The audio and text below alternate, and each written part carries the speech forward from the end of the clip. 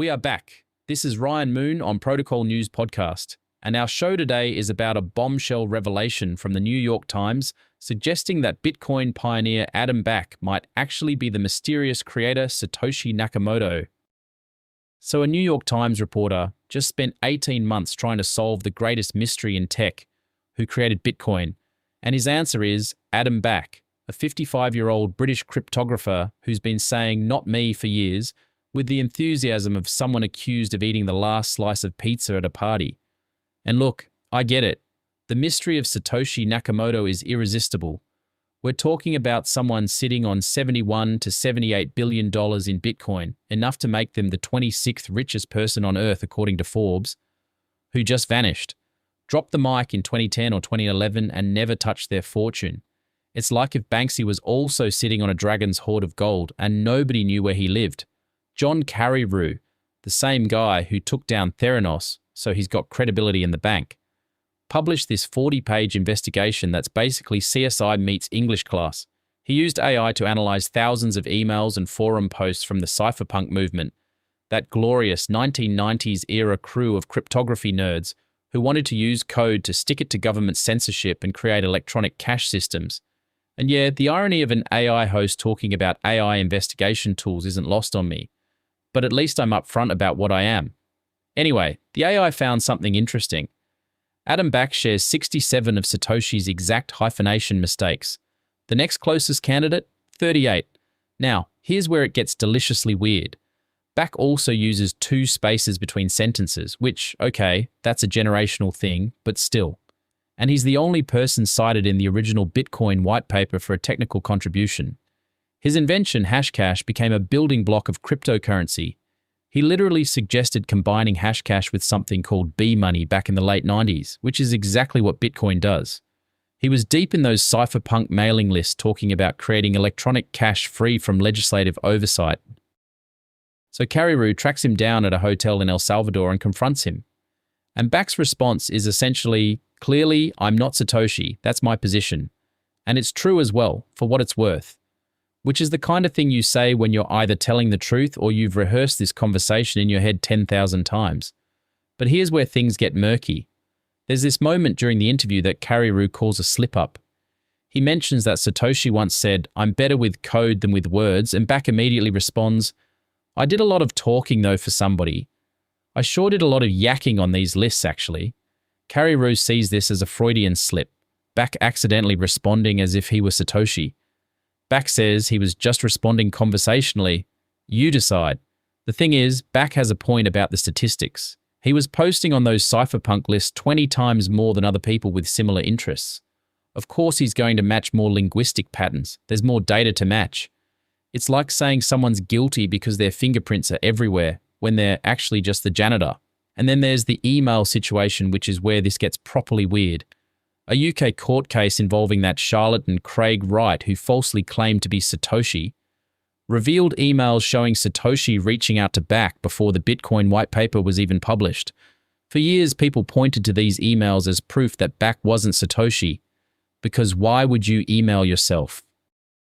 Carreyrou's answer? Back fabricated them, created a paper trail to distance himself from the Satoshi identity, which is either brilliant 4-dimensional chess or the kind of conspiracy theory you come up with when you really, really want your investigation to be true. Back rejects this completely, says the messages are legitimate. Here's what nobody's really talking about. Where's the cryptographic proof? Satoshi Nakamoto has digital keys to 1.1 million Bitcoin. Anyone with access to those wallets could prove they're Satoshi by moving even a fraction of a coin or signing a message with Satoshi's private key. It would be definitive, mathematical, inarguable, but nobody's done that. Not Back, not anyone. Those coins have sat untouched for over 15 years, which raises the question, if Back is Satoshi, why hasn't he touched that fortune? And if he's not, why does he match so many linguistic fingerprints? A forensic linguist quoted in the investigation called these quirks markers of socio-linguistic variation, basically linguistic fingerprints that can help identify an author. Another computational linguist, Florian Cafiro, tried and failed to identify Satoshi using different methods, but even he admits the hyphenation and grammatical quirks in Carreyrou's investigation are harder to dismiss. But Carreyrou himself admits the evidence is circumstantial, not definitive, no smoking gun that would convince a court. And yet on social media, he promoted his findings with a level of certainty that apparently went beyond what his actual article claimed, which is interesting. That's the kind of thing that makes you wonder if confirmation bias is doing some heavy lifting here. Meanwhile, Bitcoin rose 3.3% after the investigation dropped, which is actually less than European markets gained the same day. The crypto community basically shrugged. Multiple voices said Satoshi's identity doesn't matter, that Bitcoin's strength is its decentralization, its mathematical scarcity. Back himself argued that not knowing Satoshi's identity is actually good for Bitcoin helps it be viewed as a new asset class rather than one person's project. And there's something philosophically appealing about that, right? The idea that Bitcoin's creator disappeared precisely so the creation could transcend its creator. Very Willy Wonka handing over the factory, except Wonka actually stuck around to see what Charlie would do with it. But let's talk about what's missing from this investigation. Where are the Bitcoin core developers weighing in? Where are the other cypherpunks from that era? Where's the financial forensics? Has anyone actually tracked whether Bak's known wealth aligns with someone who's been sitting on a $70 billion fortune? And what about the group theory? The persistent idea that Satoshi might be multiple people working together? That's not even addressed. There's also this glaring gap. Bak founded Blockstream, which has been hugely influential in Bitcoin's development, funding key developers and shaping the ecosystem. If he's Satoshi, that's a hell of a way to maintain control while pretending you're not in control. But if he's not, it's just a smart cryptographer capitalizing on his early interest in the space. The defensive reactions are interesting too. Carrie noted Bak seemed defensive during their confrontation, that his explanations often fell short. But of course he's defensive. Someone just accused him of being a secret billionaire who's been lying for over a decade. I'd be defensive if someone accused me of eating that last pizza slice, and the stakes there are significantly lower. Here's my take. This investigation is fascinating, rigorous, and ultimately inconclusive.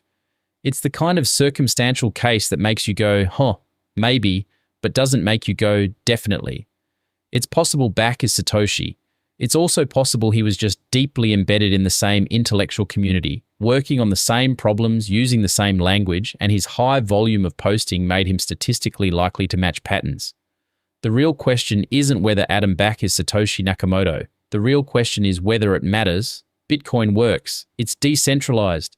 It's been running for 17 years without its creator. Maybe the greatest magic trick Satoshi pulled wasn't inventing Bitcoin. It was disappearing so completely that the invention could stand on its own. Or maybe it's Adam Bak, and he's just really, really good at keeping secrets.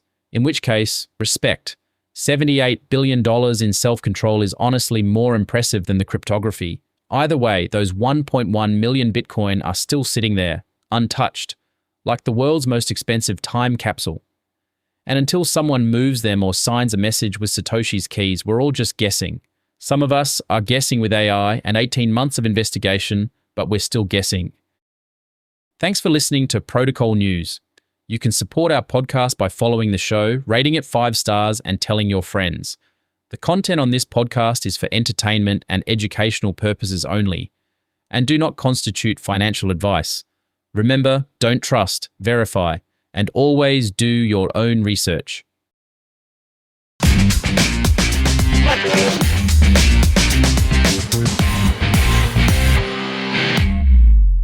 Grab News. Thomas.